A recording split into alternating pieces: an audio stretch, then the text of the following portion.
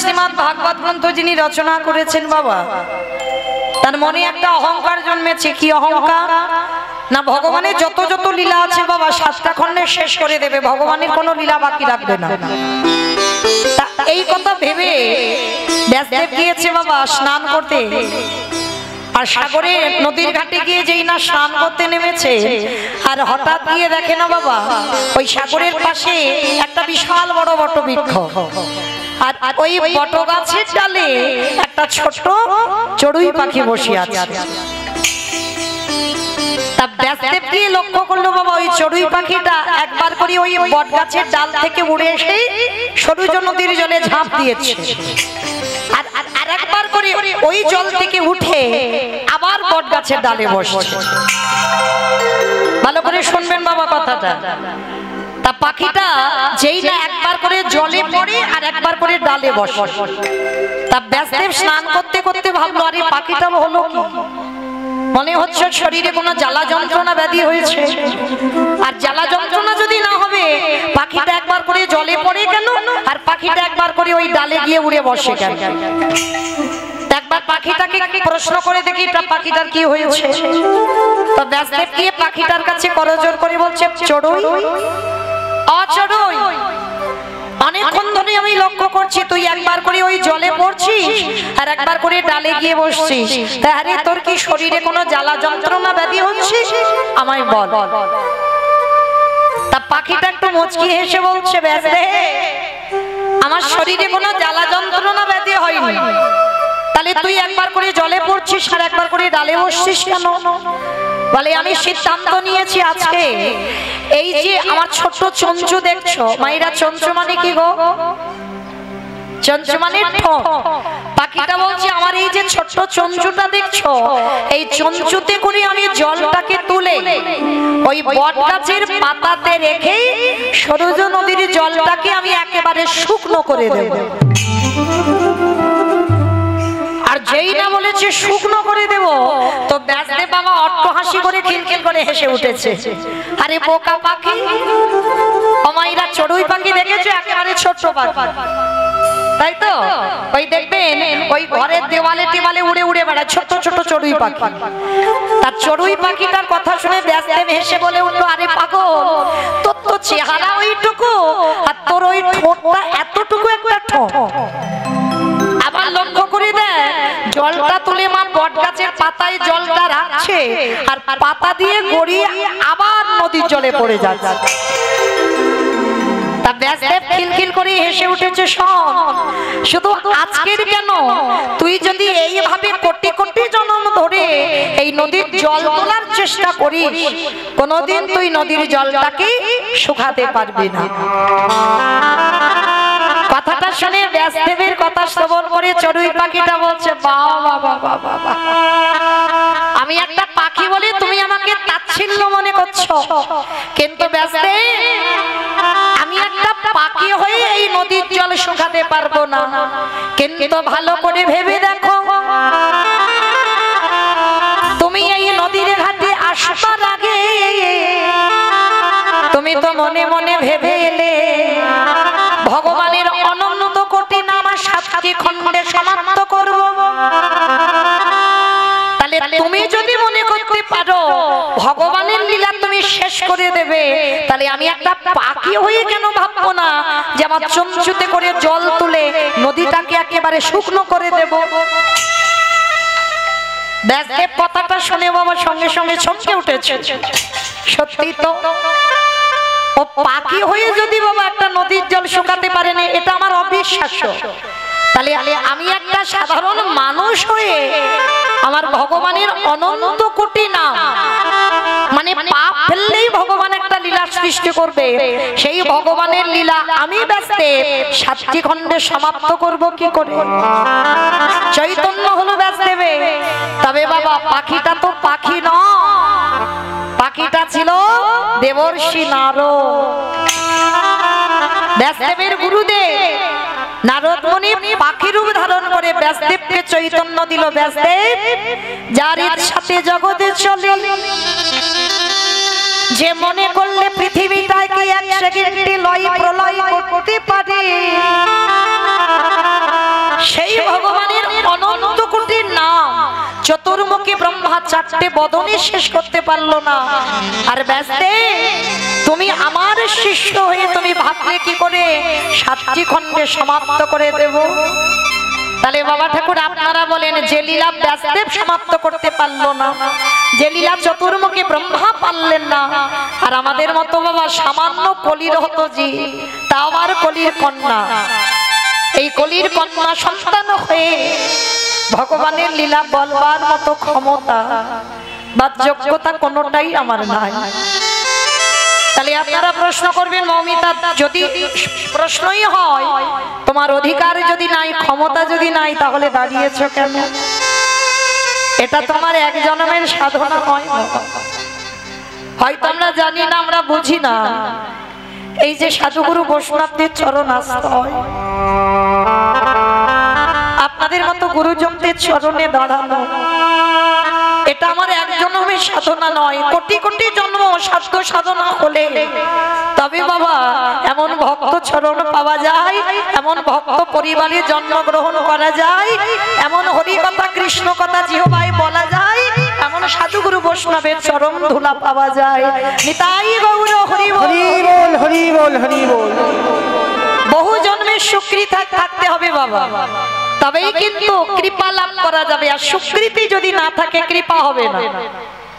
এই সুকৃতির কথা বলতে গিয়ে বাবা মনে পড়ে গেল, আচ্ছা একটা কথা মা আপনাদের প্রশ্ন করি, বলেন তো সংসার সুখের হয় পুরুষের গুণে?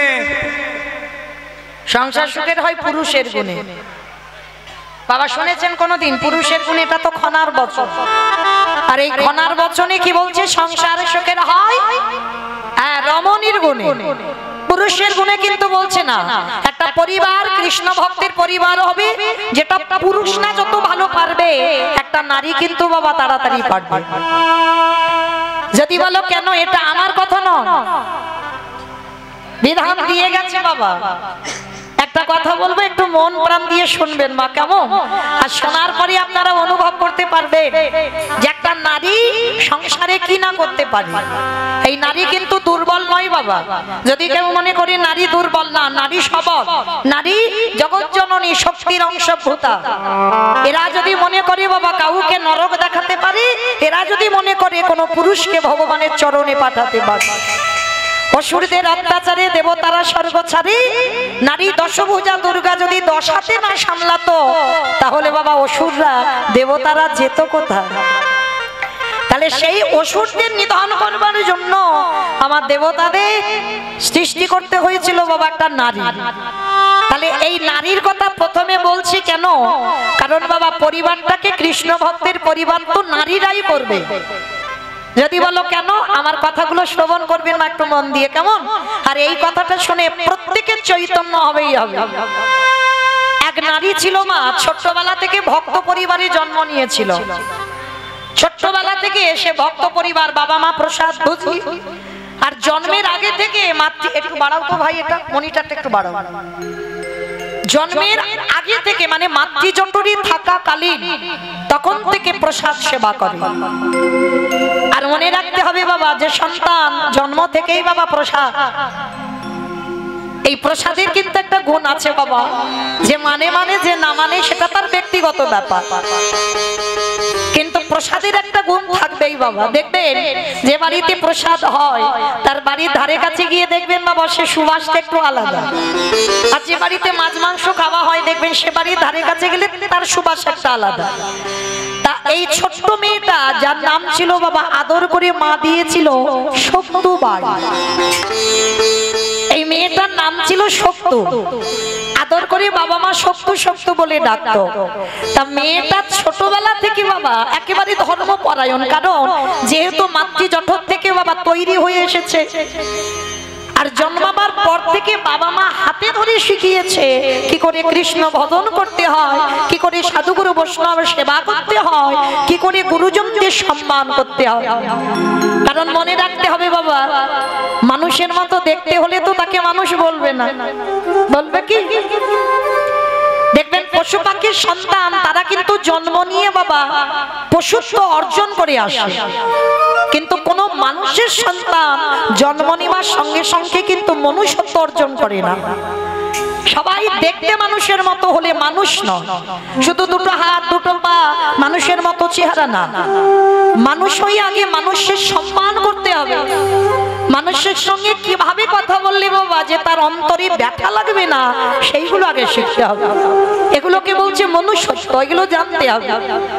তো আজকে এই সত্যবাই ছোটবেলা থেকে ভক্ত, কিন্তু এমন দুর্ভাগ্য বাবা মা মেয়েটার বিয়ে দিয়েছিল এমন একটা পরিবারে, বুঝতে পারিনি বাবা পরিবারটা এমন একটা পরিবার ছিল, পরিবারটার কেউ কৃষ্ণ ভক্ত নয়। মানে খাওয়া দাওয়া তো অন্যরকম হবে যারা কৃষ্ণ ভক্ত নয়, যারা কৃষ্ণ বিশ্বাস করে না। মাছ মাংস সর্বদাই ঘরে থাকে, কোনোদিন নিরামিষ আহার হয় না বাড়িতে।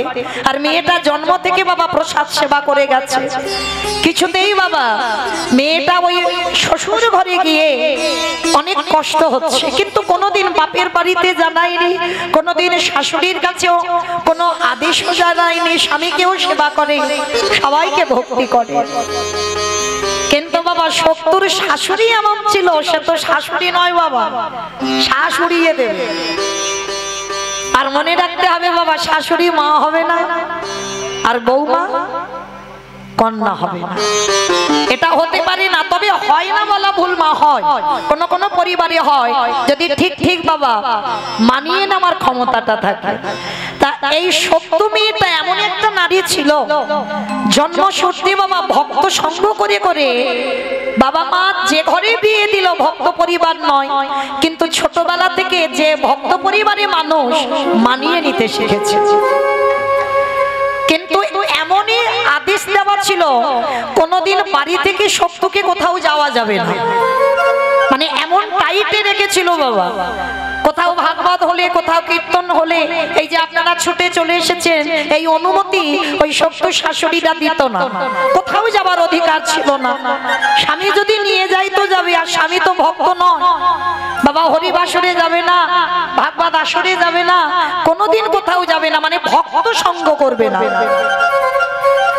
আর এর জন্য বাবা প্রতিদিন ওই সত্যবাই বসে বসে কাঁদে, কাউকে কিছু বলতে পারে না।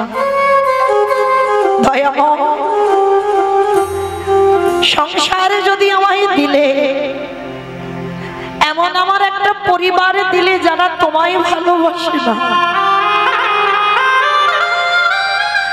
কিন্তু তুমি তো জানো আমি ছোটবেলা থেকে তোমার চরণ ছাড়া আমি তো আর কিছু জানি না। বলো না দয়াময়, তবে আমাকে যে ঘরে দিয়েছো তুমি শক্তি দাও, আমি যেন মানিয়ে নিতে পারি। রাতের অন্ধকারে লোকালয়ে কাঁদতে পারি না, শাশুড়ি মারধর করবে। আর এমন শাশুড়ি কাজ দিয়েছে মা, সকাল থেকে রাত্রিতে ঘুমাতে যাওয়া পর্যন্ত কাজ আর ফুরায় না। বাসন মাজা, জামা কাপড় ধোয়া, ও রান্না করা, ঘর মোছা, সমস্ত কাজ ওই সত্য মাকে করতে হয়। একদিন সত্যমা বাসন মাজছে, আর বাসন মাজতে মাজতে হঠাৎ বাবা কয়েকজন বৈষ্ণবের দল তারা ওই রাস্তা দিয়ে খোল করতাল নিয়ে হরিনাম করতে করতে যাচ্ছে, আর বলে বলে যাচ্ছে, শোনো শোনো শোনো, এই গ্রামে আমাদের এক সপ্তাহ ভাগবত পাঠ হবে, যদি কেউ আমাদের ভাগবতে যোগ দিতে চাও তো সবাই আসতে পারো। তো বলতে বলতে বৈষ্ণবরা যাচ্ছে, আর শক্তিমা তাড়াতাড়ি করে বাসনটা রেখে, বাইরে তো বেরোনোর অধিকার নেই, তাড়াতাড়ি করে বাসনটা রেখে জানালা দিয়ে দেখছে বাবা সাধুগুরু বৈষ্ণব যাচ্ছে। আর ছোটবেলা থেকে তো সত্য বাবা বৈষ্ণব সঙ্গ করেছে, জানালা দিয়ে দেখে কাঁদছে আর বলছে, গিরিধর এমন ঘরে তুমি আমায় পাঠালে, কতদিন হয়ে গেল আমি সাধুগুরু বৈষ্ণব চরণ দর্শন করিনি, কতদিন হয়ে গেল আমি ভক্ত সঙ্গ করিনি, কতদিন হয়ে গেল আমি ভাগবত কীর্তন কোনোটাই আমি শুনতে পাই না। বসে বসে কাঁদছে। তা শক্ত মনে মনে ভাবছে আজকে আমার শাশুড়ি মাকে বলবো, যেহেতু গ্রামে ভাগবত হচ্ছে, মাকে বলবো মা একটু সন্ধ্যাবেলায় ভাগবত হচ্ছে, আমি একটু যাব, দেখি যদি অনুমতি দেয় তাহলে আমি যাব। তাড়াতাড়ি করে শক্তমা কি করেছে বাবা, সমস্ত কাজকর্ম আগে সেরে নিয়েছে।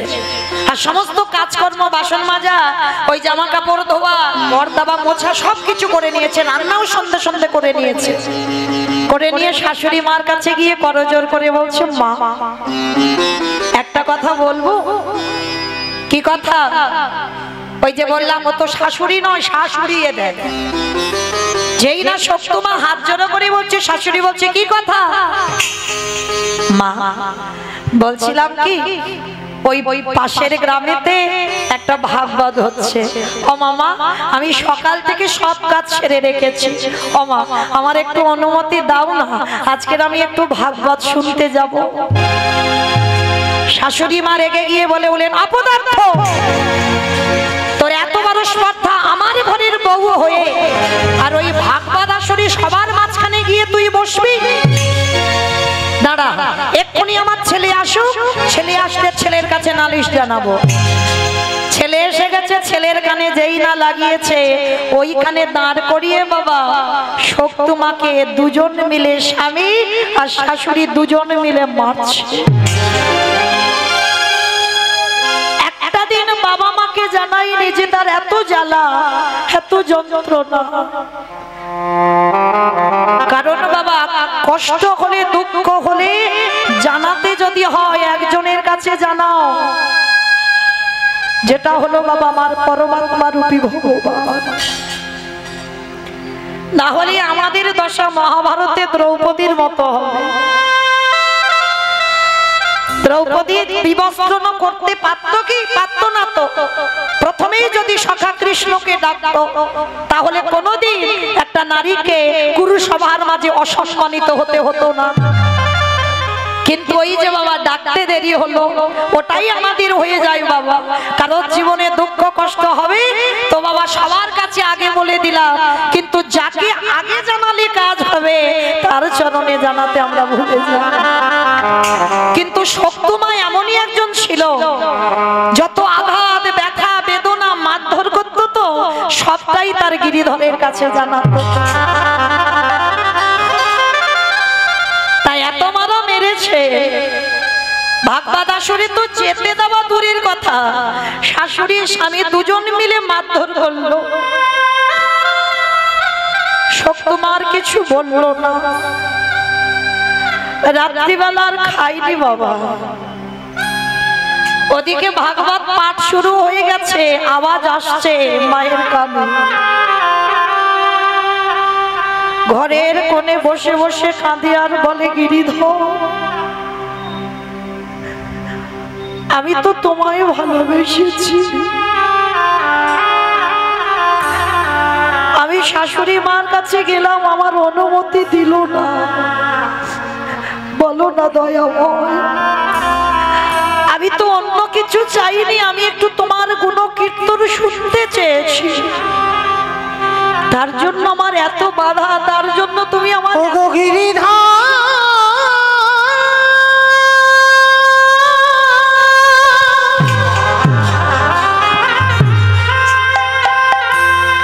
যে জন্য তোমায় ভালো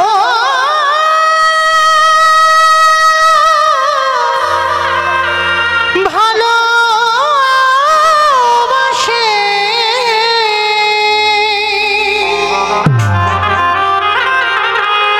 তারে কি এমনি করে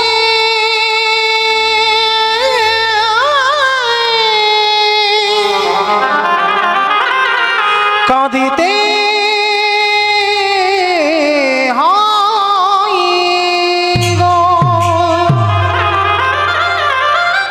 ভক্ত যদি আকুল প্রাণে কাঁদে গো, আমার ভগবান কি থাকতে পারে? ভগবান বললেন, সাধিতে সাধিতে যদি কৃষ্ণ কৃপা করে, হে জন্মে না হয় জন্ম জন্মান্তরে। ভগবান বললেন, কর্ম করে যা ফলের আশা করিস না। আর ভগবান তো এক জায়গায় দুর্বল হয়ে যায় বাবা, ভক্তের চোখের জল। যেই না শক্তমা বসে বসে কাঁদছে, আর আমার গিরিধর থাকতে পারে? আমার গিরিধর শাশুড়ি মার রূপটা ধারণ করেছে, আর শাশুড়ি মার রূপটা ধারণ করে ওই গিরিধরে এসে দাদা এসে শক্তমায়ের পেছনে দাঁড়িয়ে বললেন, বৌমা। চমকে উঠেছে, কে কে আমায় এমন করে বৌমা বলে ডাকলো? পিছনে তাকিয়ে দেখে না শাশুড়ি মা। তাড়াতাড়ি করে শক্তমা চোখের জলটা মুছে নিয়েছে, যদি আবার সকালবেলার মতো মাঠে তাড়াতাড়ি করে চোখের সব সময় তো ভয়ে ভয়ে থাকে। শাশুড়ি মা এসে বলছে, মা। মাথায় হাত দিয়ে বলছে, কি রে, সকালবেলা মেরেছি বলে ব্যথা লেগেছে? ওটা শাশুড়ি নয়, আমার ভগবান শাশুড়ি মার রূপ ধরে এসেছে, ব্যথা লেগেছে। যা, ওদিকে ভাগবত শুরু হয়ে গেছে তো, আমি ছেলে এলে সামনে নেব, যা, কান্নাকাটি করিস না, চলে যা। আর শোন, দেরি করিস না। শক্তমা তো অবাক হয়ে তাকিয়ে আছে শাশুড়ির মুখের দিকে, যে মা আমাকে একটু ভালোবাসে না, যে মামা এত কাঁদায়, এত মারধর করে, সারাদিন শুধু কাজ করায়, সেই মার কি হলো হঠাৎ?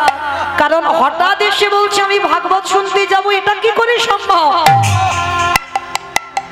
শাশুড়ি মা বলছে, এই মেয়ে, কখন থেকে বলছি তুই শুনতে পাচ্ছিস না, তাড়াতাড়ি যা। আরে হ্যাঁ, শোন শোন। আর আসবার সময় যখন ভাগবত সেরে আসবি, আমার জন্য একটু প্রসাদী আনবি। এই কথা যেই না বলল, শক্ত ভাই আমার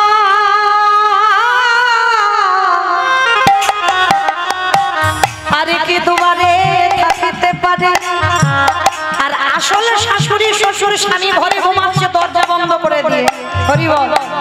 আরে ভগবানে যেই না শাশুড়ি হয়ে অনুমতি দিল, শক্তমা দরজা খুলে সন্ধ্যাবেলায় ছুটতে ছুটতে ভাগবত আসরে গিয়ে ওই ভাগবত আসরে বসে সাধু সঙ্গ ভক্ত সঙ্গ ভাগবত পাঠ শ্রবণ করে সারা রাত ভাগবত শ্রবণ করে ওই ভক্তদের সঙ্গে নেচে গিয়ে ঘরে কেমন ভাইবা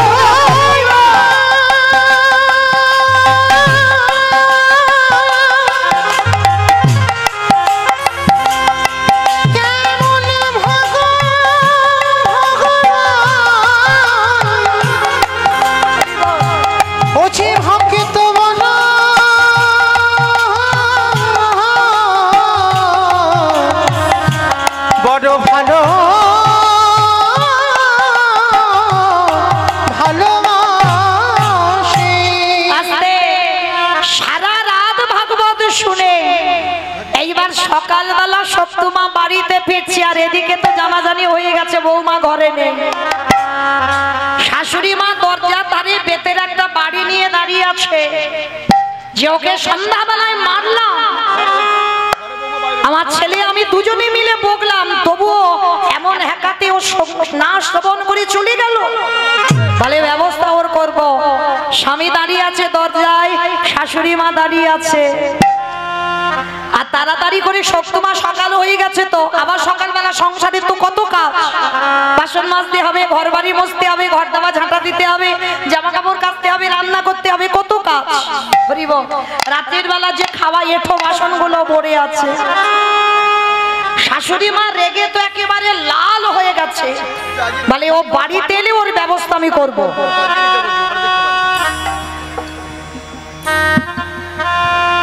আর যেই না বলেছে বাড়িতে আসুক, আর এদিকে সপ্তমা বাড়িতে ঢুকছে, আর ও তো জানি না বাবা এ যে কি গন্ডগোল হয়েছে।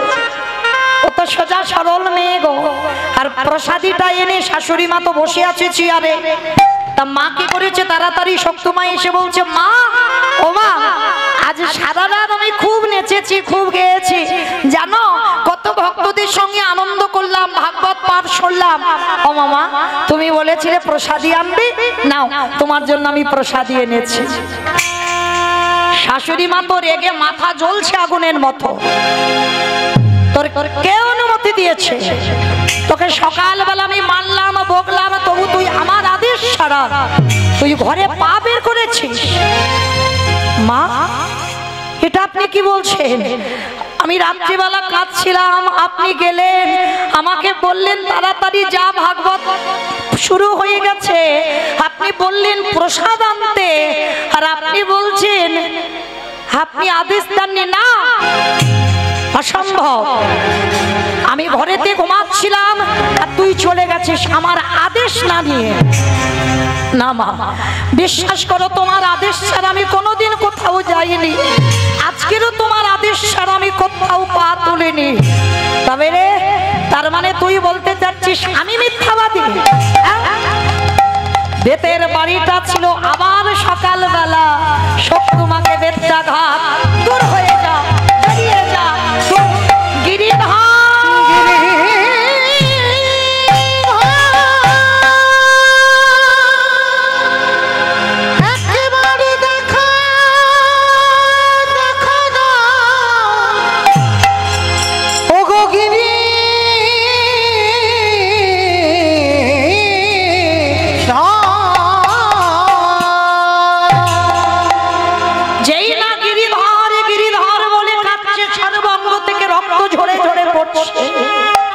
দাঁড়িয়ে দাঁড়িয়ে মার খাচ্ছে, আর শুধু নয়ন জলে কেঁদে বলছে, গিরিধর তুমি না বললে কি হবে?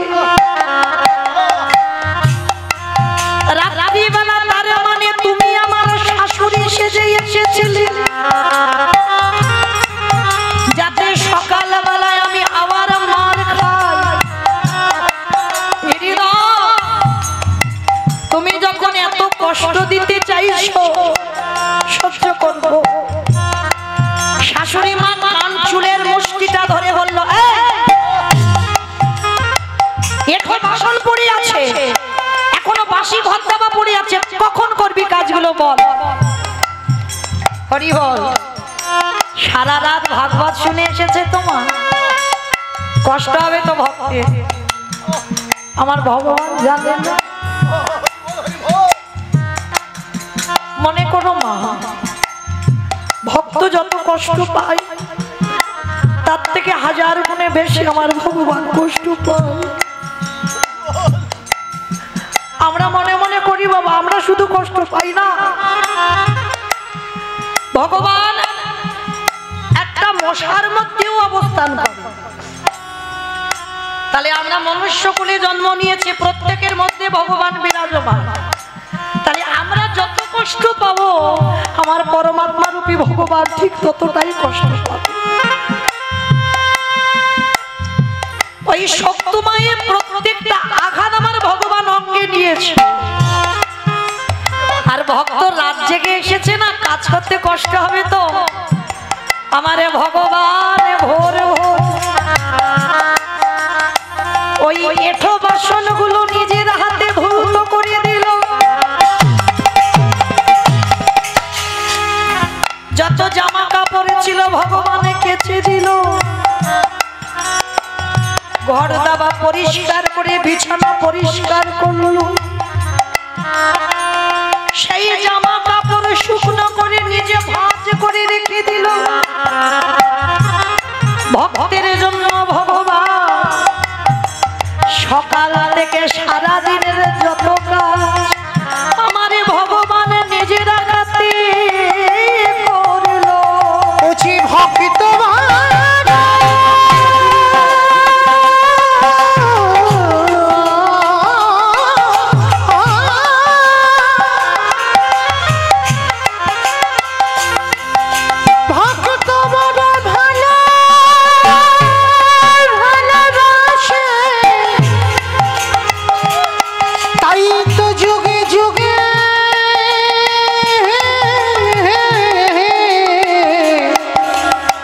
ভক্তের কাছে ছুটে আসে।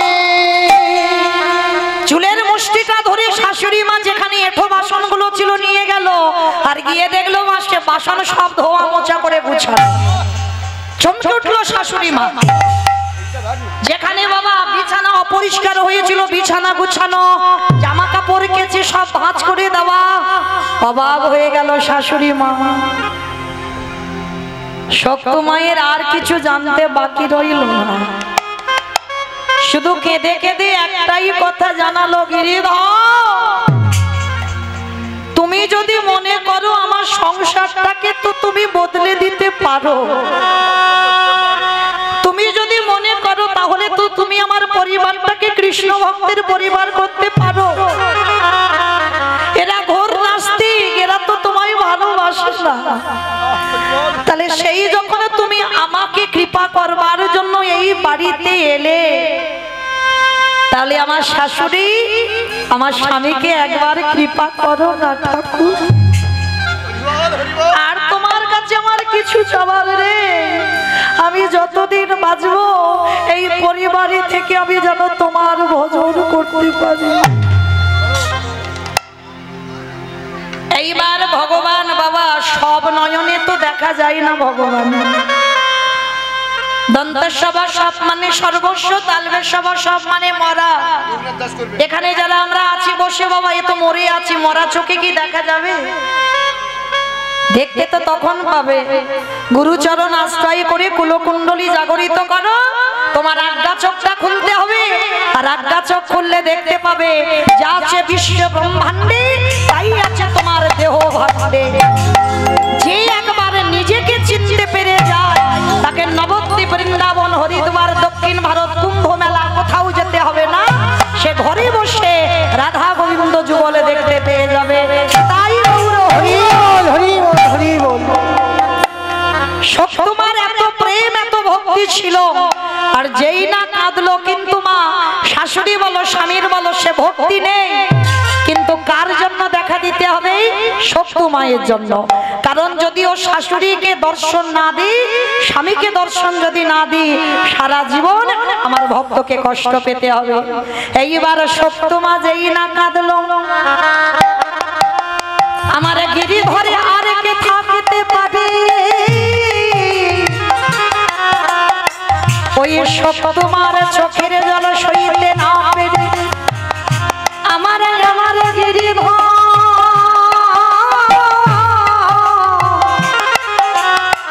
ওই হাতে মুরলি লইয়া মাথা করে বাবা হাতে কালো শশী, মাথায় আছে মোহন চূড়া, হাতে আছে মোহন মাসি, কোমরে ধুতি বাঁধা, গলায় আছে বৈজয়ন্তী ফুলের মালা। এইবারে ভগবান আমার ওই নব পয়সার নাটক ওই ভঙ্গিমা করে দাদা যে জনে টাকা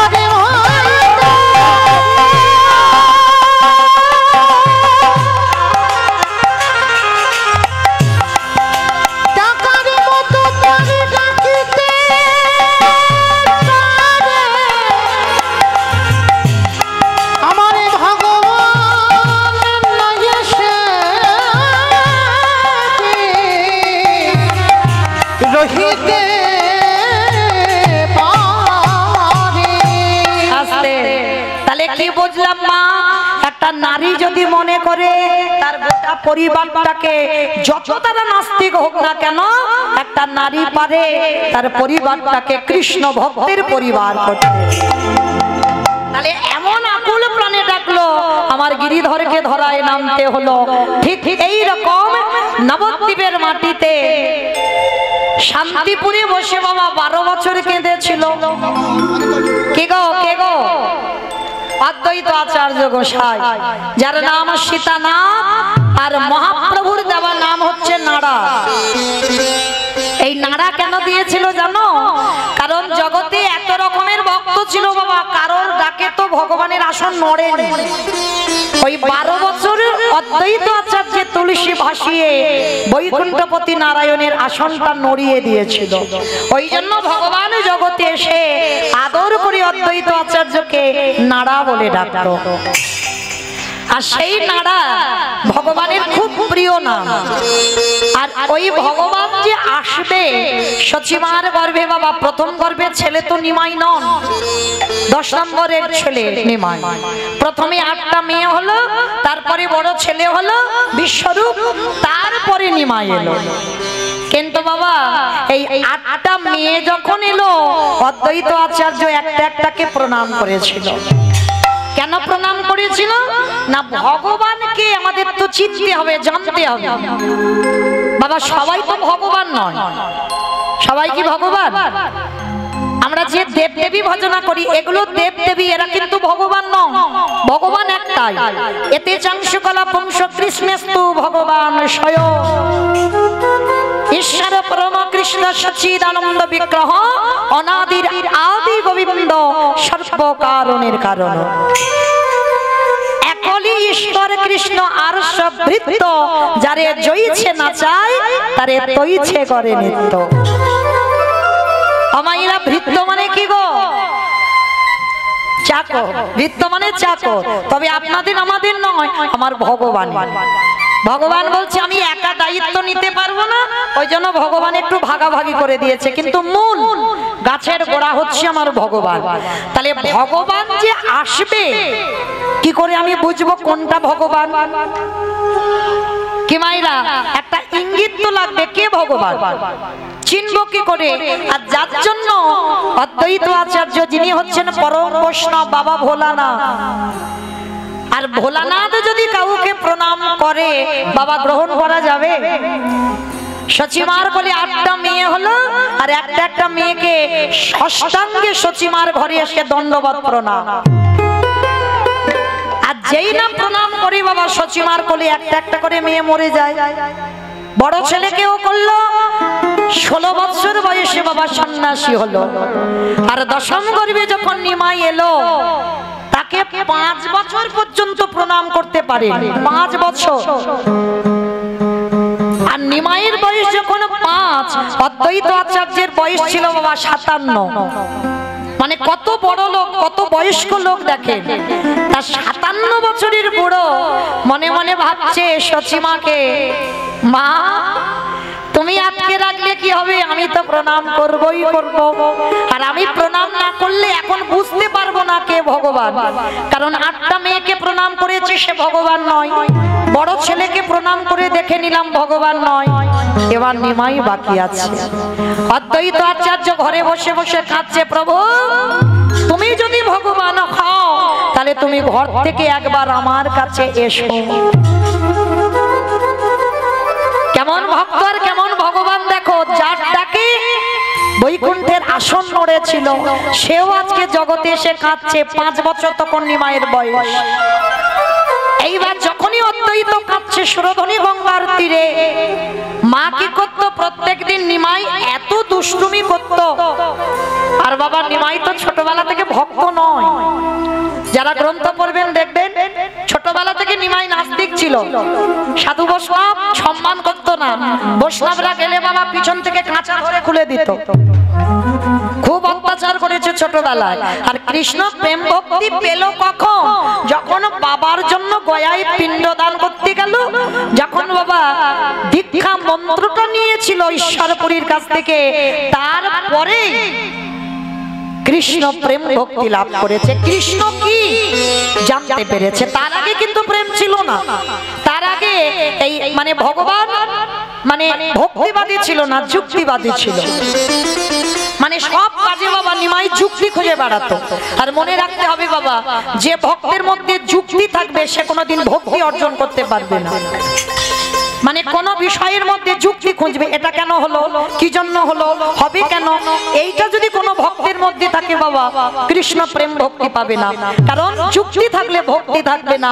যার জন্য তো নিমাই 24 বছর বয়সে সব ছেড়ে চলে গেল। কেন? নিমাই দেখলো পাণ্ডিত্য আছে কিন্তু আমার মধ্যে ভক্তি চলে যাচ্ছে। মানে পাণ্ডিত্য এলেই বাবা ভক্তি চলে যাবে। মানে দেখবেন তুমি কাউকে শিক্ষা দেবে কিন্তু তোমার মধ্যে ভক্তিটা থাকবে না। ওই জন্য নিমাই ভাবলো আমার মধ্যে তো ভক্তি নাই, আর ভক্তি না থাকলে আমি কৃষ্ণ চরণ পাবো কি করে। এটাই একটা মজার ব্যাপার, তিনিই তো কৃষ্ণ। তাহলে এগুলো বলছে কেন? সমাজকে শিক্ষার জন্য। নিজে আচরি ধর্মজীবেরই শিখায়, নিজে না করলে ধর্মজীবকে শেখানো না যায়। আরে বাবা, ভগবানের সব কিছু করতে লাগে না, করছে কেন? শুধু আমাদের চৈতন্য দান করবার জন্য। ভগবান দেখছি আমি যুক্তিবাদী হয়ে গেছি, তাহলে তো আমি ভক্তি পাচ্ছি না। তাহলে যুক্তিটাকে ছেড়ে দিতে হবে, আমাকে পাণ্ডিত্য ছেড়ে দিতে হবে। যে আমি পণ্ডিত, আমি সব জানি, এটা ত্যাগ করতে হবে। আর এটা ত্যাগ করলেই ভক্তি এসে যাবে। তাই তো নিমাই আজকের এসেছে বাবা অদ্বৈত আচার্য মনে মনে ভাবছে, প্রভু তুমি আমার কাছে এসো। আমি জানি 5 বছর হয়ে গেছে তুমি মার কাছে লুকিয়ে আছো, মানে তুমি ভগবান। এইবার মা দুপুরবেলা নিমাইয়ের কোমরে আঁচলটা বেঁধে ঘুমাচ্ছে, রাধে। আর যেই না ঘুমাচ্ছে, আর নিমাই মনে মনে করছে, মা আজকে তোমায় যেতেই হবে। ওদিকে ভক্ত বসে বসে কাঁদে, আমাকে যেতে হবে সুরধনী গঙ্গা। আর মাকে ঘুম পাড়িয়ে রেখে অমায়েরা ভগবান কি ঘুমায়? ভগবান ঘুমায়? তিনি কপট নিদ্রা যায়। কপট নিদ্রা মানে বোঝো তো মা? মানে জেগে ঘুম, মানে চোখ দুটো বন্ধ আছে, কান খোলা। অনেক অনেক সময় আমাদেরও হয়। আর আমাদের ছোট ছোট ছেলে পুলে তো বাবা খুব করে কপট নিদ্রা, মানে কখন মা ঘুমাবে। আর মা ঘুমালে মোবাইলটা নিয়ে একটু ফ্রি ফায়ার খেলতে বসবে। দূর থেকে দেখছেন নিমাই হরিনাম করছে। এইবার অদ্বৈত আচার্য পিছন থেকে গিয়ে বাবা একেবারে নিমাইয়ের চরণ দুটো ধরে সাষ্টাঙ্গে দণ্ডবত প্রণাম। আর যেই না প্রণাম করা সঙ্গে সঙ্গে 5 বছরের নিমাই কি করলো জানো? একেবারে ডান চরণটা তুলে অদ্বৈত আচার্য মাথার উপরে দিল। কে গো মায়েরা, 8টা মেয়ে মরে গেল, বড় ছেলে চলে গেল, যার প্রণাম সহ্য করতে পারলো না। আর ছোট ছেলেটা একেবারে পাটা তুলে দিয়েছে অদ্বৈতের মাথায়। আর জানতে বাকি থাকে বাবা কে ভগবান। আর যেই না পাটা তুলে দিল পরম বৈষ্ণব ভোলানাথের মাথায়, চরণ দুটো জড়িয়ে ধরে বললেন, হে দয়ামা, তোমার চরণে আমার একটাই নিবেদন, সেই যদি দেখা দিলে, এত দেরি করলে কেন? আমি 12 বছরে কাঁদলাম, শুধু 12 বছরে নয়, তারপরে জগতে এসে 5 বছর হয়ে গেল। আমি 57 বছরের বুড়ো মানুষ, সেই যদি কৃপা করে ধরা দিলে, তাহলে এত দেরি করে তুমি দিলে কেন?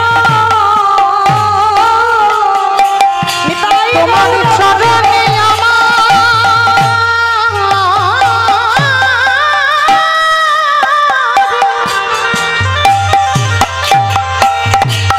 একেবারে চরণে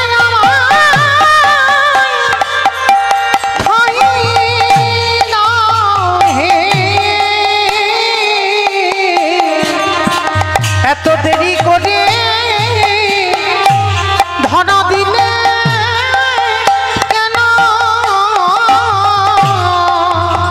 প্রভু বললেন, আমি দেরি করি না।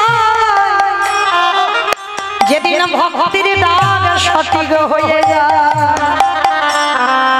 সেদিনে তো আমারে কেউ ধরে রাখতে পারে না। এতদিন তুমি আমায় ধরায় ডেকেছো বটে, তোমার ডাকা সঠিক হয় না।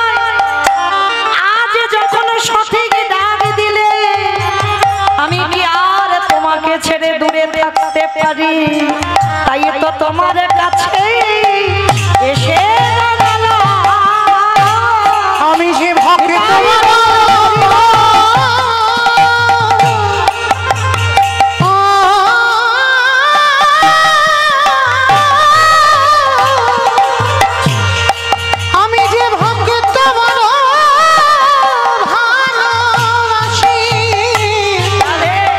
তাই তো তোমার কাছে এসে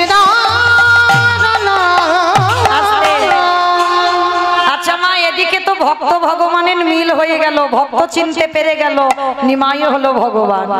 আর যেই চিনতে পেরে গেল ওদিকে ভাগ্যবতী মা আমার, ভালো করে শুনবেন মা, এই জায়গাটা খুব দামি জায়গা। এদিকে অদ্বৈত আচার্য কাঁদছে, নিমাইকে চিনতে পেরে গেছে, নিমাই কলির ভগবান। আর ওদিকে মা কাঁদছে, কেন গো? সন্তানের আজ মঙ্গল না অমঙ্গল এই জগতে কেউ জানতে পারে না। এই জগতে সবার আগে জানে মা, যেই না মা জানতে পারে না। শুধু আমার একটা মেয়ে গেল না, আমার বড় ছেলে গেল না, আমার ছোট ছেলে নিমাইও চলে যাবে। মার মন তো বুঝতে পেরে গেছে, বসে বসে রন্ধনশালে সচিমা কাঁদছে। আর নিমাই ওদিকে বুঝতে পেরে গেছে মা কাঁদছে। অদ্বৈত আচার্যকে বলছে, অদ্বৈত এবার আমার ছেড়ে দাও, তুমি তো আমাকে চিনতে পেরে গেছো, এবার আমি মাকে গিয়ে একটু সান্ত্বনা দিই।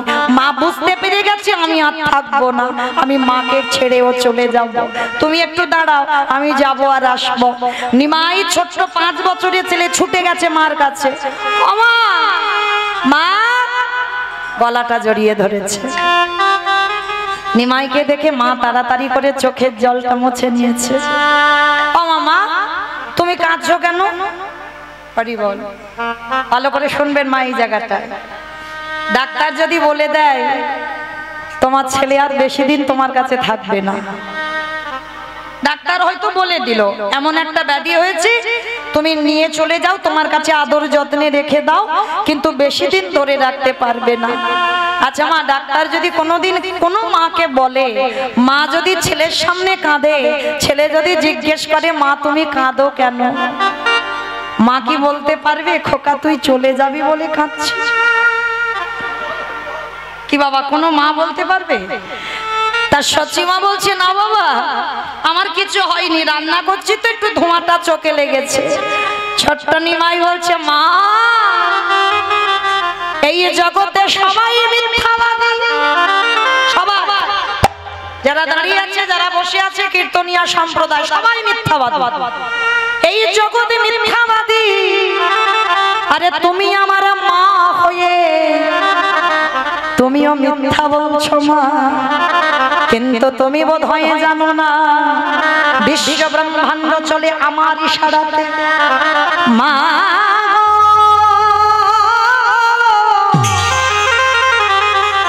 তুমি ভেবে দেখলে না, জানলে না, সব যদি আমার ইচ্ছাতে হয়, সব যদি আমার নখ দর্পণে হয়, তোমার কাঁদার কারণ কি আমি ভালো করে জানি।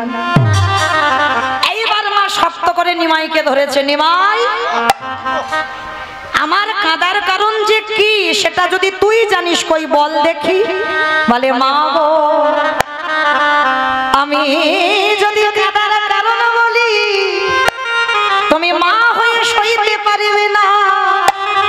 নিমাই, 8টা দিদি মরেছে সইতে পারলাম, তোর বড় দাদা চলে গেছে সইতে পারলাম, তোর বাবা চলে গেল সইতে পারলাম, আর তোর একটা কথা সইতে পারবো না। নিমাই রে, কেঁদে কেঁদে হৃদয়ে পাশানি হয়ে, আর আমি কাঁদতে ভয় পাই না, আমার প্রতিটা জন্মে জন্মে কাঁদিতে হয়, তাহলে আর একটু নয় বেশি কাঁদলাম। বল বাবা, আজকের আমি তোর কাছে জানবো আমার কাঁদার কারণ কি।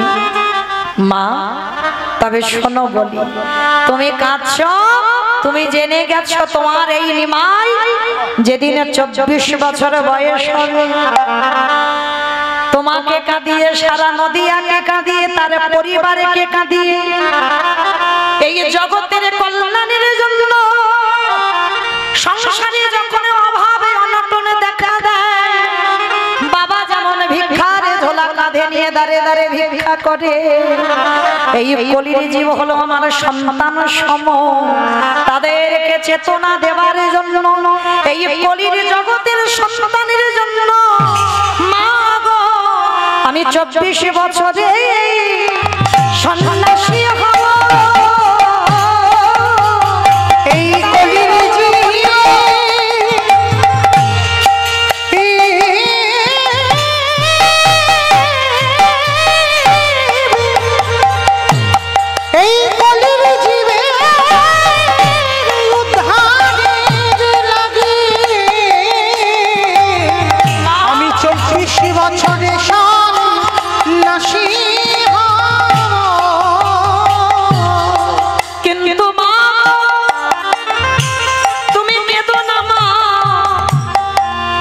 কথা দিলাম সন্ন্যাসী হব বটে, কিন্তু আমি তিনটে জায়গায় সর্বদা থাকবো। কোথায়? রাঘবের আলয়ে, ওগো নিত্যানন্দ নরতনে, আরে সচি মায়ের রন্ধনশালে। ও মায়েরা সবাইকে বলে যায়, রন্ধনশালায় যখন ভগবানের জন্য রন্ধন করবে একবার সচি মাতাকে স্মরণ করো। কেন জানো? যদি সচি মায়ের মনোভাব নিয়ে রন্ধন করো, ওই রন্ধনশালায় আমার নিমাই দাঁড়ায়। কারণ মার কাছে প্রতিজ্ঞাবদ্ধ, মা গো আমি তিনটে জায়গায় কোনোদিন ছাড়বো না। রাঘবের আলয়ে, নিত্যানন্দ নর্তনে, সচি মায়ের রন্ধনশালায়। আরো একটা জায়গায় পরে বললো, সেটা কি? শ্রীবাসের অঙ্গনে। হরি বল। শ্রীবাস সবাই হতে পারবে। শ্রী মানে সুন্দর, বাস মানে ঘর। এই ঘর যারা সুন্দর হবে, সেই ঘরে আমার ভগবান সর্বদা ভক্তদের সঙ্গে নিয়ে ওই নদীয়ার মাটিতে যেমন কীর্তন করত, সেইভাবে শ্রীবাস অঙ্গনে কীর্তন করে। যার যেমন ভাব তার তেমনই না। যদি তোমার হৃদয়ে প্রেম ভক্তি থাকে, তুমি হৃদয়ে মাঝে যুগলে দেখতে পাবে।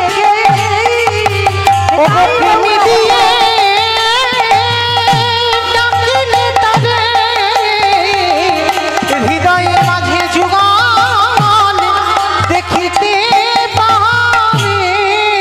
আস্তে সচিমাকে বলল, মা তাহলে বুঝতে পেরেছ তো? কিন্তু নিমাইকে প্রশ্ন করলো, নিমাই রে একেবারে ভালো করে আমাকে প্রশ্নের উত্তর দিবি। আমি জগতে অন্য কারোর মা নয়, তোর মা হয়ে আমার প্রতিটা জনমে জনমে কেন আমার কাঁদতে হলো? ভগবান আমার হেসে উঠেছে। ও মায়েরা, ভগবানের মা জিজ্ঞেস করছে, নিমাই প্রত্যেকটা জন্মে জন্মে আমার কাঁদতে হচ্ছে কেন?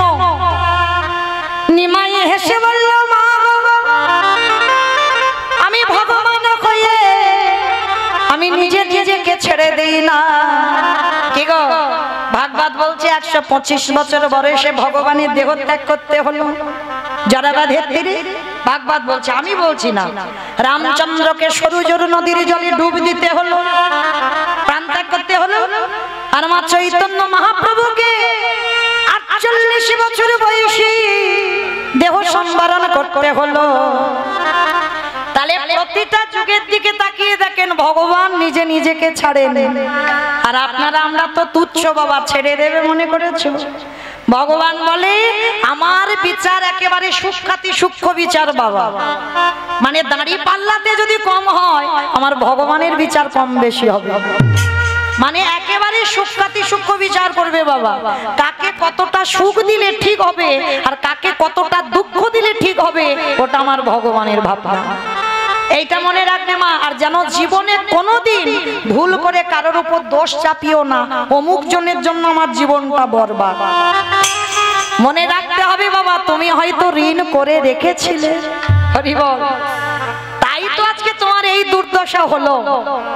কাঁদালে কাঁদিতে হয়, এ কথাটা মিথ্যা নয়। ভগবান মাকে বোঝাতে গিয়ে বলল, মা গো কেন ভুলে যাচ্ছ? তুমি যদি কাউকে না কাঁদাবে, তাহলে তুমি আমার মা হয়ে কাঁদবে কেন? নিমাই, আমি কাঁদিয়েছি এরকম তোর মনে হয়? বলে, মা এ যুগে মনে হচ্ছে তুমি খুব ভালো কাজ করছো, কিন্তু কোনো না কোনো যুগে এমন কাজ করেছো যার জন্য তোমার জীবনে এত কষ্ট। মানে মা একটু আধটু ব্যাপার নয়, কোলে 8টা মেয়ে মরেছে। বড় ছেলে চলে গেল, ছোট ছেলে চলে গেল, স্বামী হারা। তাহলে মায়ের অবস্থাটা দেখো, কত অপরাধী হলে তবে আজকের এই দুর্দশা হয়। ভগবান তো ভয় পায় না বাবা সত্য কথা বলতে, ভগবান সর্বদা সত্য বলে। তা বলছে, শোনো মা, তুমি কেন ভয় পাচ্ছ?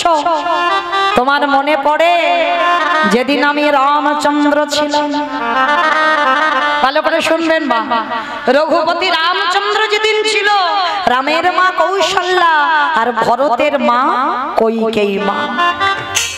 রাম বনে যাবে, আর রাম বনে যাবার জন্য বাবা কইকেয়ী মা স্বামীর কাছ থেকে কায়দা করে দুটো বর চেয়েছিল। এটা আমরা সবাই জানি, এটা কারোর এখানে অজানা নেই বাবা, সবাই জানি। কিন্তু এই যে বাবা 14 বছর বনে পাঠালো কেন?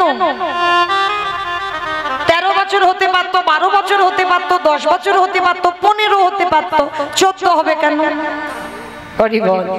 এই জায়গাটাই তো ভাবতে হবে, সবটাই মনে রাখবে বাবা। তলিয়ে ভাবার নাম তত্ত্ব। কীর্তন হচ্ছে নারকেল, খোসাটা ছাড়াবে, নারকেল পাবে। ও বাবা ভিতরে আরো বেশি শক্ত, সেটাকে ছাড়াও, তারপরে নারকেলটাকে টেনে বের করো। যদি সেবা করতে পারো তবে স্বাদটা পাবো। কীর্তন জিনিসটা ওই রকম। দেখো 14 বছর বলেছিল কেন জানো? তখন সূর্য বংশে কোনো সন্তান সন্ততি ছিল না। ওই দশরথের একটা অভিশাপ দেওয়া ছিল বাবা সূর্য বংশে, যদি কোনো সন্তান 25 বছরের আগে রাজা হয় তাকে বাবা অপঘাতে মৃত্যু হবে, তার প্রাণ চলে যাবে যদি 25 বছরের আগে রাজ সিংহাসনে বসে। কইকেয়ী মার কিন্তু শুধু কথাটা মনে ছিল বাবা, আর কারণ মনে ছিল না। পরে তো দশরথ পুত্রেষ্টি যজ্ঞ করে রাম লক্ষ্মণ ভরত শত্রুঘ্নকে পেল, আর যখনই পেয়েছিল ছেলের আনন্দে বাবা ভুলে গেছে। ছেলে পেয়েছে না, আনন্দে ভুলে গেছে সে অভিশাপের কথা। কিন্তু একজন মার মনে ছিল, আমার কইকেয়ী মা। আর যখন কইকেয়ী মার মনে ছিল বাবা, কইকেয়ী মা ঘরের ভিতরে গিয়ে ভালো করে হিসেব করে দেখে নিল, এখন রামের বয়স 12 বছর।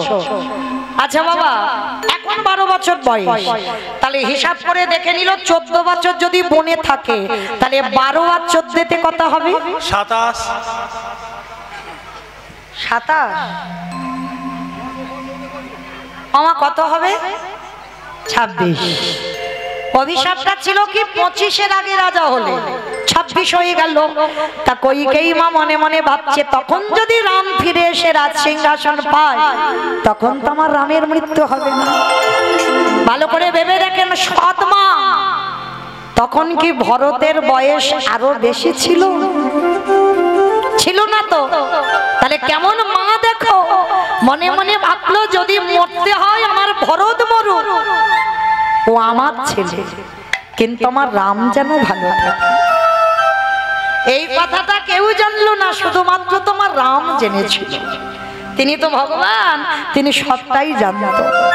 আর ঘটনাটা কেউ জানলো না, এত বড় ঘটনাটা যখন জানলো না, যার জন্য তো বাবা রাম যখন ফিরে এলো 14 বছর পরে, যখন অযোধ্যায় ফিরল, সবার প্রথমে এসে বলেছিল, ডাক দিয়েছিল দরজায়, মা। তাহলে মা বলে ডাকলে বাবা কে আসবে? নিজের মা তো আসবে। কৌশল্যা, কৌশল্যা ছুটে এসেছে, খোকা আমি এই তো না মা, তোমায় ডাকি। সুমিত্রা মা এসেছে, খোকা আমি এই তো তোর মা, আমি তোমায় ডাকি। তাহলে কাকে ডাকছিস বাবা? বলে আমার কইকেয়ী মা কোথায়? যে মা তোকে 14 বছর বনে কাটাতে বললো, যে মা তোকে এত জ্বালা দিল, যন্ত্রণা দিল, কষ্ট দিল, ব্যথা দিল, বেদনা দিল, আর আজকে এসে তুই সেই মাকে খুঁজছিস। রাম তো তখনও বলতে পারেনি যে কেন কইকেয়ী মাকে খুঁজছে। কইকেয়ী মা হলো ভজনের পথে এগিয়ে দেওয়ার মা। কারণ রামচন্দ্র 14টা বছর সন্ন্যাস ধর্ম পালন করেছিল, একটা দিন অন্ন সেবা করেনি। সন্ন্যাস এমনি নয়, খুব কঠিন বাবা সন্ন্যাস। রামচন্দ্রের চরিত্র যারা শুনবেন, এই যত জগতে ছবি আছে দেখবেন রামচন্দ্রকে গেরুয়া বসন পরে থাকতে দেখা যায়। আদৌ নয়, গ্রন্থটা বলছে না রামচন্দ্র কোনোদিন গেরুয়া বসন পরেছিল না। রামচন্দ্র বনবাসে কি পড়েছিল জানো? গাছের ছাল, গাছের ছাল পড়েছিল। শয়ন করত ভূমিতে, আহার করত গাছের ওই ফল। 14টা বছর একেই বলে সন্ন্যাস। রামচন্দ্রের এত ত্যাগ ছিল পিতৃসত্য পালনের জন্য। আজকের বাবার কথা রাখতে কেমন কাজ করেছিল, এটা তো উপলক্ষ। কিন্তু কইকেয়ী মা জানতো রামের সন্ন্যাসটা দরকার। ভজন পথে এগিয়ে দেওয়ার মা। আর মনে রাখতে হবে, যে মা কৃষ্ণ ভজনে বাধা দেয় সেই মাকে ত্যাগ করা বাঞ্ছনীয়। যে গুরুদেব কৃষ্ণ ভজনে বাধা দেয় সেই গুরুকে ত্যাগ করা বাঞ্ছনীয়। যে দাদা ভাইকে কৃষ্ণ ভজনে বাধা দেয় সেই দাদাকে ত্যাগ করা বাঞ্ছনীয়। এটা আমার কথা নয় বাবা, আপনারা খুঁজে পাবেন। দেখেন বিভীষণ রাবণকে ত্যাগ করেছিল, করেছিল কি না? আবার শুক্রাচার্যকে ত্যাগ করেছিল কে? বলি মহারাজ। শুক্রাচার্য কি জানতো না বামন ভগবান? জানতো তো। তাহলে জেনে শুনে কেন বাবা বাধা দিচ্ছিল বারবার? যখন জানতে পেরেছিল তখনই তো বলি রাজা বলেছিল, যে গুরুদেব জেনে শুনে কৃষ্ণ চরণে পাঠাতে চাই না সে গুরুদেবকে ত্যাগ করে দেওয়া ভালো। নিতাই গৌর হরি বল, হরি বল, হরি বল। আর যে মা কৃষ্ণ ভজনে বাধা দেয় মাকে ত্যাগ করো। ভরত মা কইকেয়ী মাকে ত্যাগ করে দিয়েছিল। কোনদিন মাকে মা বলে ডাকতো না, রামকে বনবাসে পাঠাবার অপরাধে বিধান দিয়ে দিল। তাহলে আজকে লক্ষ্য করে দেখেন বাবা, সেই রাম ফিরে এসে প্রবেশ করলো ওই কইকেয়ী মার কাছে। আর কইকেয়ীকে কারাগারে রাখা হয়েছিল। কেঁদে কেঁদে কইকেয়ীর শেষ পরিণতি অন্ধ, চোখে দেখতে পায় না। যখন অন্ধ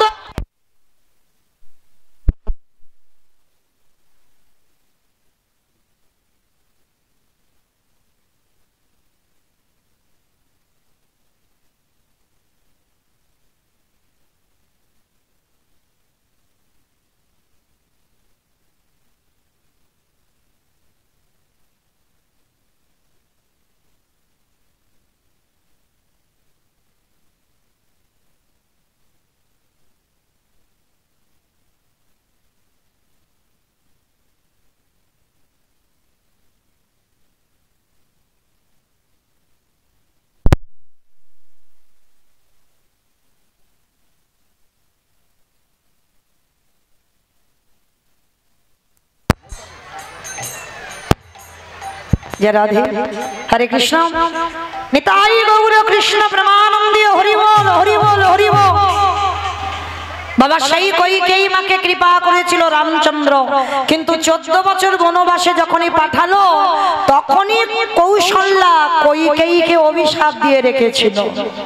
কইকেয়ী, আমি 14 বছরের পরে তো রামকে কোলে পাবো বিনা অপরাধে, বিনা কারণে। যখন আমি আমার রামকে হারালাম, 14 বছর রাম যখন বনে গেল, ওরে কইকেয়ী রে, রাম আমার কাছে আয়, এর পরের জন্মে তোকে আমার গর্ভে আসতে হবে না, আসবি তোর বিমাতা কইকেয়ীর গর্ভে। রাম চমকে উঠলো, মা আমাকে পাবার জন্য যোগীমণি কাঁদে, আর তুমি বলছো তোমার গর্ভে যাব না? না, আসবি না, যাবি তোর বিমাতার গর্ভে। তবে যাবি বটে, কোনদিন স্তন দুগ্ধ পান করবি না। সেদিনও বুঝবে সন্তান জন্ম দেবার পর সন্তান যদি স্তন দুগ্ধ পান না করে তার কত জ্বালা, তার কত যন্ত্রণা, তার কত কষ্ট।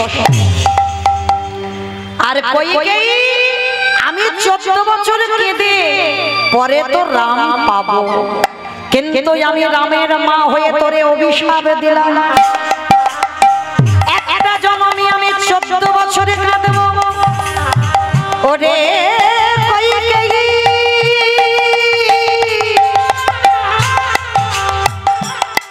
এর পরের জন্মে যত সন্তান জন্ম দেবে একটাও সন্তান তোর কোলের কাছে মা বলার মতো থাকবে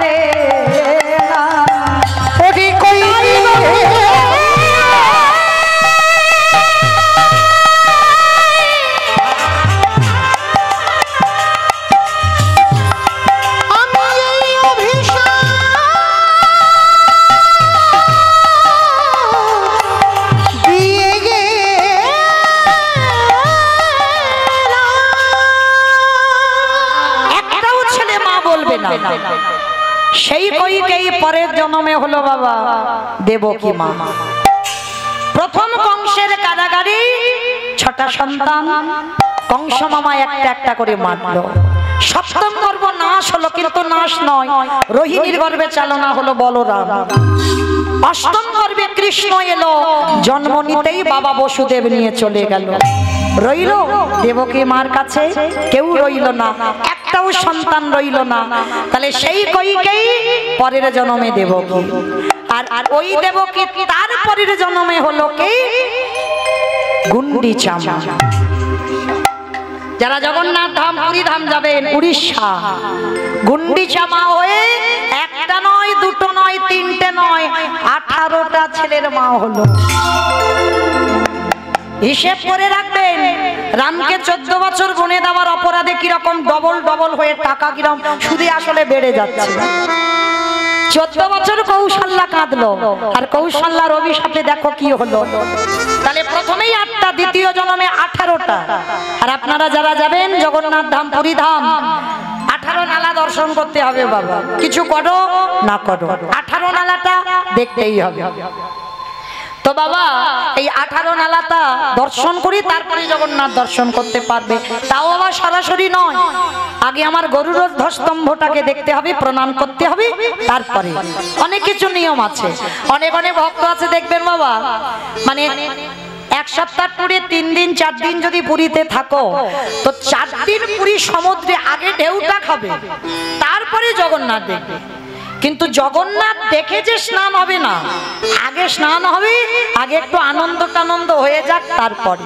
তাও আর কি মনে রাখতে হবে মা, সরাসরি তো জগন্নাথ দেখা নয়, আগে 18 নালা দেখো, এটা নিয়ম বাবা। গাড়িটা যায় 18 নালার উপর দিয়ে, কিন্তু সবাইকে আর বুঝতে পারি বা জানতে পারি না। কিন্তু যাদের বলে দিচ্ছি তারা অবশ্যই করে মানবেন। আগে 18 নালাকে প্রণাম করবেন, তারপরে গরুর ধ্বজস্তম্ভ জগন্নাথের সামনে আছে তাকে প্রণাম করবে, তারপরে সাক্ষাতে জগন্নাথ দর্শন করবে, পরিপূর্ণ ফল পাবেন। তারপর এই যারা গেছেন, তাহলে ওটা গুন্ডিচার 18টা সন্তান, হরি বল। তাহলে প্রথমে 8টা, দ্বিতীয় জন্মে 18টা, মাইনা কত হলো গণনা চলছে, হরি বল।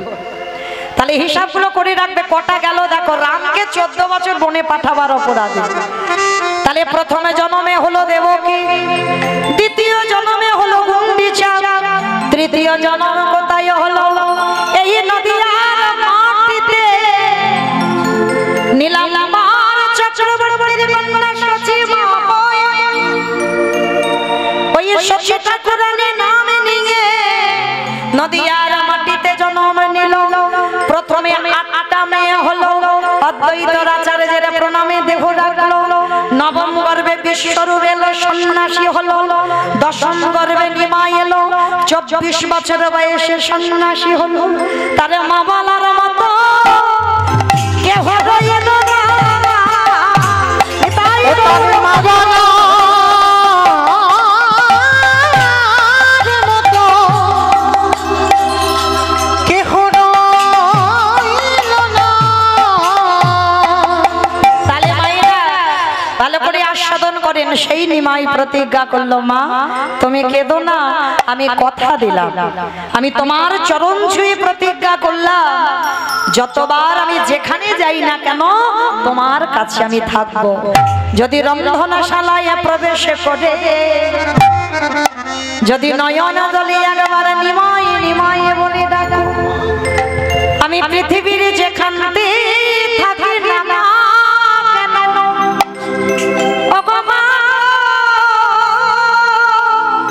আমি তোমার ডাকে সঙ্গে সঙ্গে তোমার দরজায় এসে তোমার হাতের রন্ধন সেবা করব। ভগবান বললেন, এই জগতে আমার কেউ শত্রু নয়, কেউ মিত্র নয়, শুধু ডাকার মতো ডাকতে হবে, ভালোবাসার মতো বাঁচতে হবে। আর যদি ডাকার মতো ডাকতে পারো, ভালোবাসার মতো বাঁচতে পারো, অবশ্যই ভগবান আসবে। কিন্তু মনে রেখো মা, ভগবানের কাছে একটা জিনিস চেয়েও, আপনা আপতে হওয়া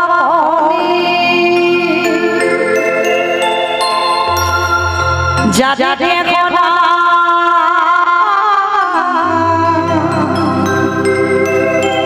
তুমি আছো তারি তুমি আপনা হতে হইয়া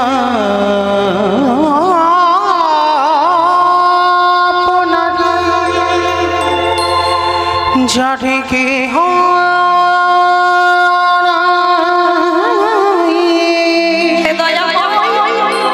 তুমি আছো তারি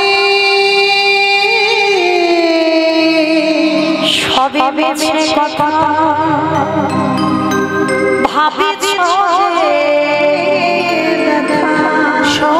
সব মিছে কথা ভাবিছ যে ব্যথা বড় ব্যথা লাগে মনে কেন বঞ্চিত হব চরণে কেন বঞ্চিত হব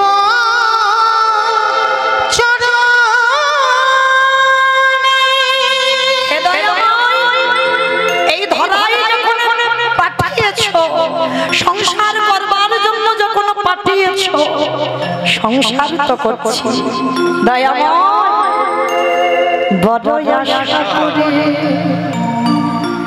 বসে আছি প্রভু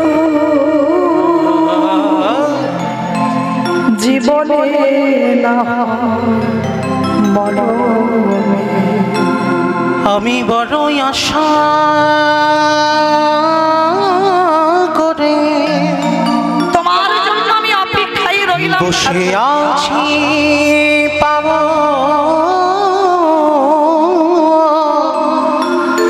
জীবনে না হয় মরণে কেন বঞ্চিত হব চরণে কেন বঞ্চিত হব চরণে পথের ধুলা অন্ধ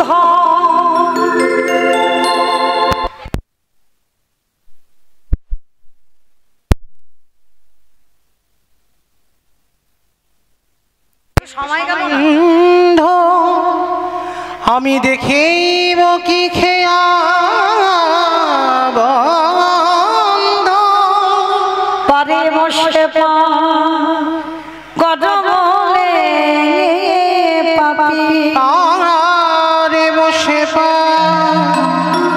করব রে পাপি কেন ডাকো দিল শয়ন